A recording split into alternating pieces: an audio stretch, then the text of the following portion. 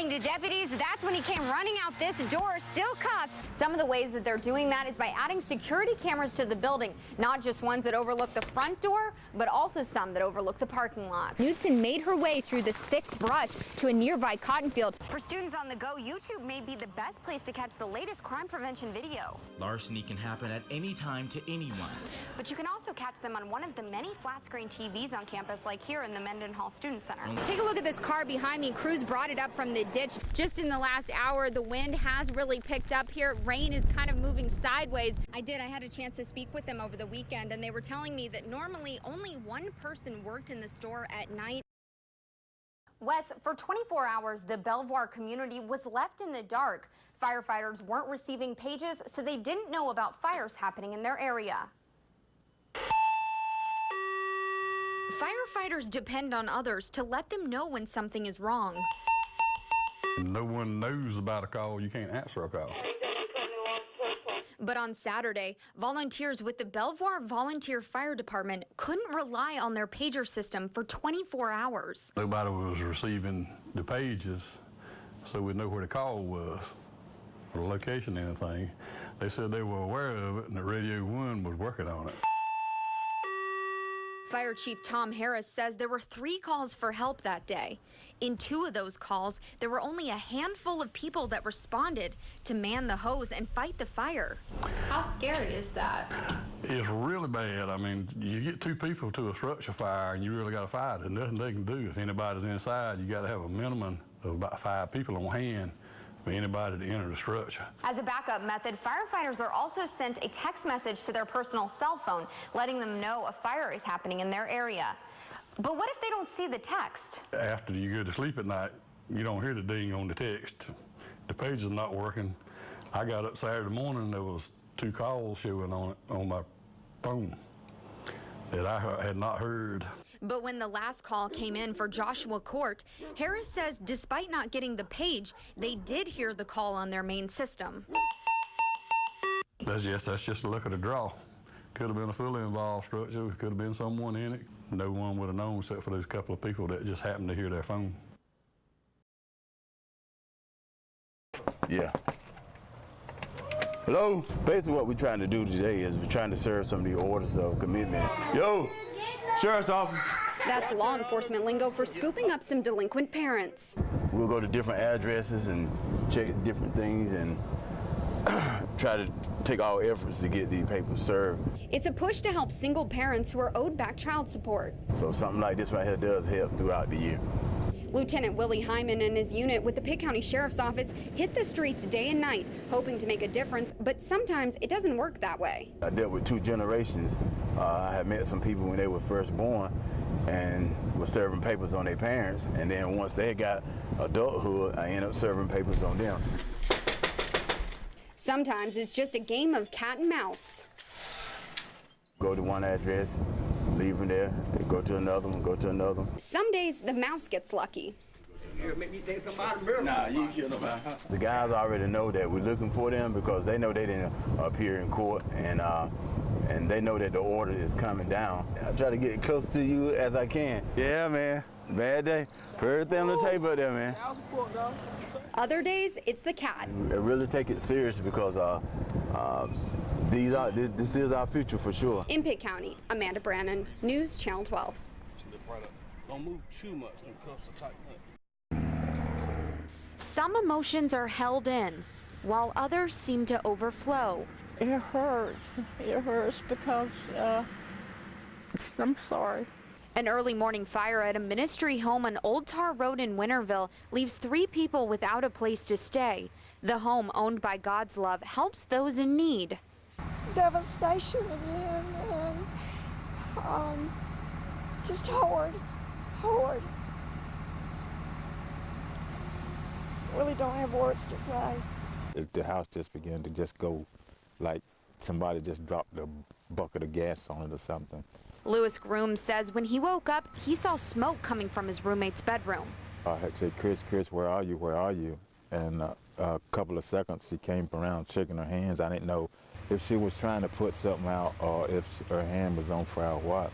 Lewis says Chris Wentling fell to the ground and he went into the burning room to get her out. I had to sit down and like scooch my way to pull her by her legs to pull her out of the house. By the time firefighters arrived, the home was fully engulfed in flames. They had to cut their way through the home to get the fire out and save whatever they could. Flames were predominantly on the right side of the house.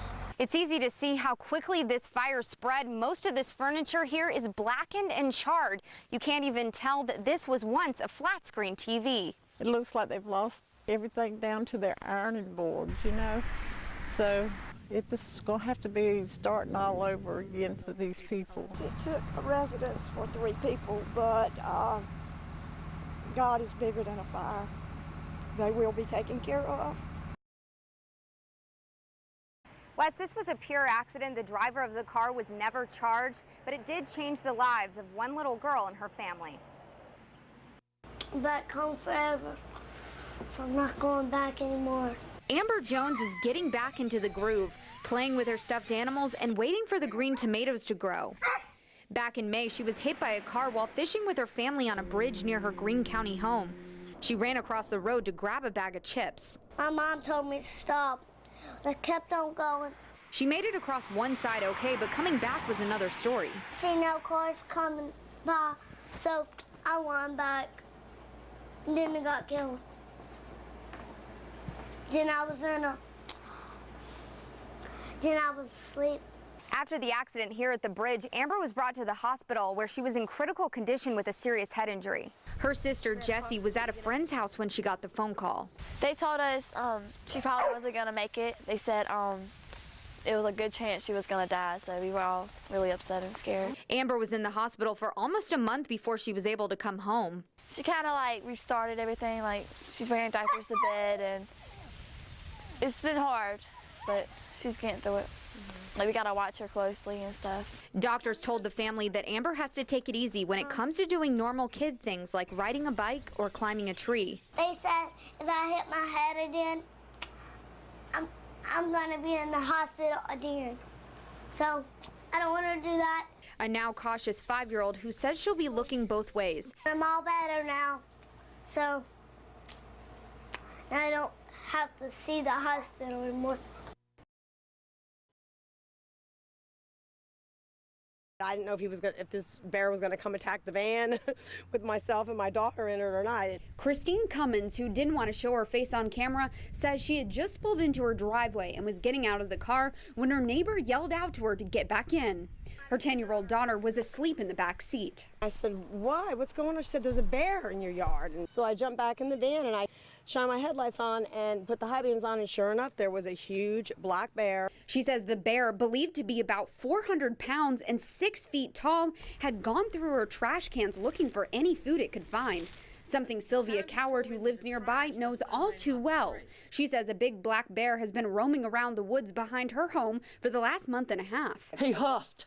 He started huffing, trying to scare you away, I think. He came up that section of lane in between us and climbed over on top of the garbage cans.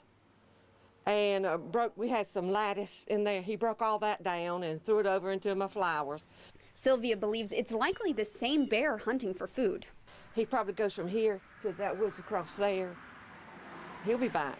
Wildlife experts say it's usually male juvenile black bears that are out and about. They've just come out of hibernation, have been kicked out by their moms, and are hungry.